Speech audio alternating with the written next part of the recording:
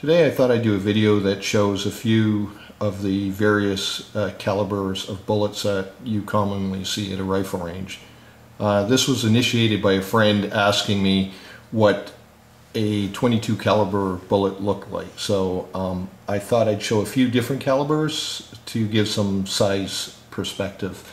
As you can see, I have lined up a quarter and a dime to provide the visual perspective.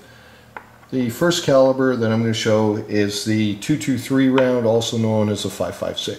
.223 refers to the base diameter of the actual bullet. When I say bullet, I'm talking about the projectile that actually goes out the barrel and not the entire round. The base projectile, without being loaded into a casing, looks like this.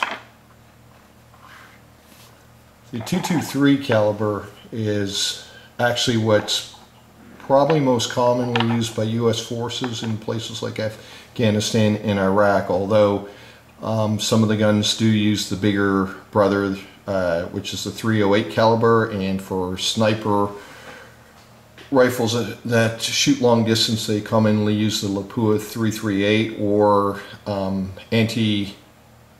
vehicle, the 50 caliber is often used. So I mentioned the .308 caliber as being the bigger brother. Here that is right now. You can see it's a much larger round,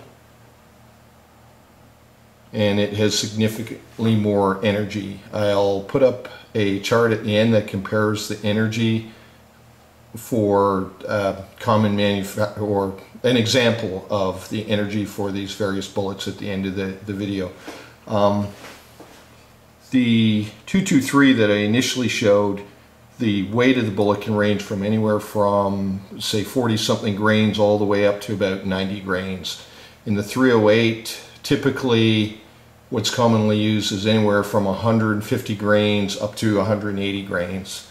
In the .223 round, I commonly shoot 77 grains because that's what works best with my rifle. Most rifles, depending on the spin rate of the barrel, will prefer a certain weight of bullet. In the .308 caliber, also known as the 7.62 by 51 millimeter, I shoot 168 grain, and that projectile looks like, looks like this.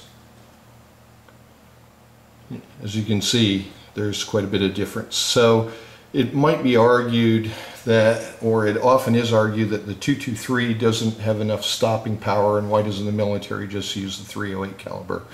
One of the big reasons, of course, well, there's a cost factor, but another reason is the .308 caliber weighs about 2.5 times as much as the .223 caliber. So if you're carrying thousands of rounds, that weight will certainly add up, especially if you had to walk 10 miles with it. The next caliber that I'm going to show is the 9mm. 9mm is probably one of the most common pistol calibers. And here it is.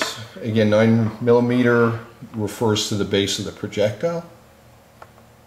So you can see it has a very different shape. It doesn't pack the same amount of powder behind the bullet, because typically pistols aren't expected to shoot as far as rifles. The weight of that particular bullet is 115 grain, and it doesn't shoot very well on my rifle. My rifle tends to, or carbine if you prefer, tends to prefer bullets that are 124 grain. Something that I've had really good results with is the Hornady Steel Match ammo, and here it is. It's 124 grain, and you'll notice it looks quite different. First of all, they're using a steel casing, which helps lower the cost of ammo a little bit, and it's also a hollow point. Now, typically you only go to a hollow point when you're looking for a self-defense round, because a hollow point will expand faster and give you more stopping power, as opposed through just passing through the enemy. I found that it's really strange that the hollow point version of this particular round shoots much more accurately than anything else in my 9mm carbine. My 9mm carbine is a CX4 Star. I have the hollow point version of that bullet that I reload with, or a very similar version. And here it is. That's what it looks like.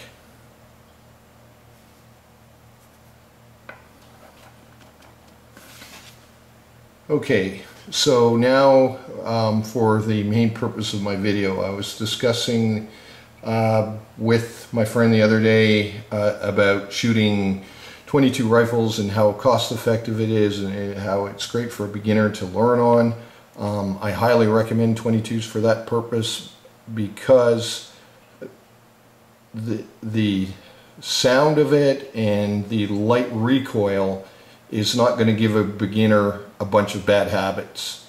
If you put a beginner on a 308 and they fired it a couple times, of course it's extremely loud and there's some recoil in this and that, they might begin to pick up habits like flinching or closing their eyes or things like that. Whereas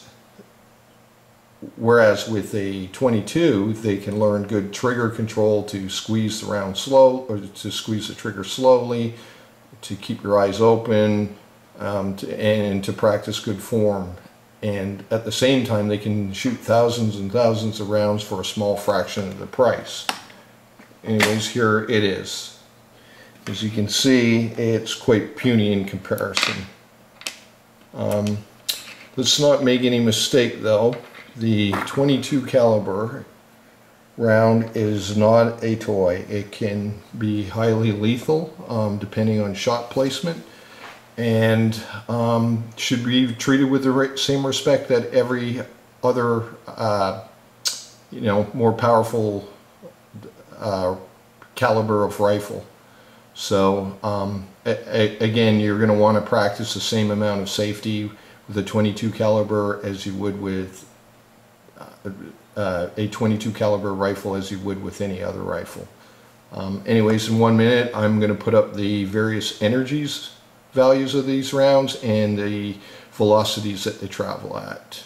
Anyways, for those people out there that are new to guns, I hope this has been a little bit informative.